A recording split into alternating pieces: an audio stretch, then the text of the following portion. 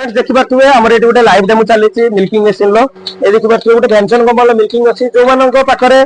10-15टा गाई अच्छी से भैंसन मिल्किंग मशीन यूज करूँ आम ये देखि पारे सीबी जर्सी अच्छी ये 5.5 लिटर पाखापाखि क्षीर दबार कैपेसिटी अच्छी आम ये मिल्किंग चली लाइव डेमो आ जो भी मैंने मिल्किंग मशीन इंस्टॉल करने डिस्प्ले आम नंबर दी जाए आमको कांटेक्ट करेंगे वो टाइप मिल्किंग मशीन केते गाई क्वांटिटी जब आप 2टा 4टा गाई मिल्किंग मशीन अच्छे 20-22 रेंज रे जो मान 8टा पाखापाखि गाई अच्छी रेंज अलग अच्छी